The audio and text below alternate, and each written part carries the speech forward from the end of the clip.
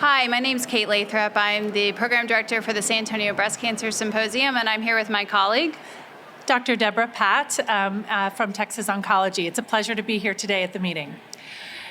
So we just had the clinical controversies and local regional management educational session just about an hour ago, which was a great session. If you weren't able to attend in person, we recommend that you go online and watch the session.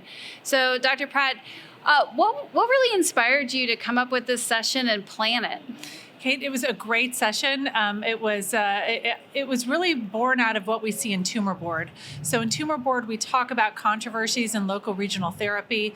You know, over the last decade, we've seen a lot of escalation and de-escalation of appropriate treatment, and that has implications as we think about surgery, reconstruction, and radiation. So it was great to hear from a patient, a surgeon, two surgeons really, a plastic surgeon, and then also a radiation oncologist about some of the evolution in that space given how we've changed in medical oncology. Yeah, I think that's a great point. So, you know, it really is a team that has to come together to make a lot of these decisions because we can't all escalate and we can't all de-escalate at the same time. So one of the questions I have is, you know, what's really coming out that helps us spare patients some of unnecessary toxicities or unnecessary procedures or multiple surgeries where we could do potentially reconstruction and their cancer surgery at the same time versus having to do staged surgeries. What's your thoughts on that? It's a great question. And we talked a lot about how we can improve the journey for patients. I think one of the things that came out of that was the discussion of radiation and really the mounting evidence that you can give shorter fractionation of patients' schedules for them to get whole breast radiation, and that when you use accelerated partial breast radiation, that there are new guidelines that ASTRO's come out with really to look at those right patients, and that within those guidelines, that there seems to be, they seem to be not inferior. And so that's a way that we can offer some less radiation to patients or less time on radiation for patients and still preserve great outcomes among patients. So the radiation oncologist reviewed that data. I think that was really helpful to discuss.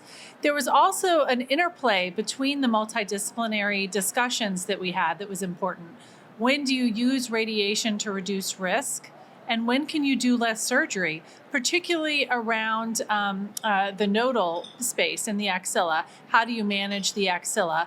You know, now that we give so much neoadjuvant therapy in patients with HER2 amplified and triple negative disease, that's T2 or node positive, I think that when people develop pathologic complete responses, which is the optimum therapy, but were clinically node positive prior to the initiation of neoadjuvant chemotherapy, there's a lot of controversy there about how you could manage that patient. And I think there was good discussion from the surgeons about how after after neoadjuvant chemotherapy, if you've had a pathologic complete response and your sentinel lymph nodes are in fact negative, that the false negative rate for the remainder of the axilla remains very low. And I think we'll hear tomorrow B51 report that will talk about some other roles like of radiation in that space, which will be, I think, practice changing for cancer care.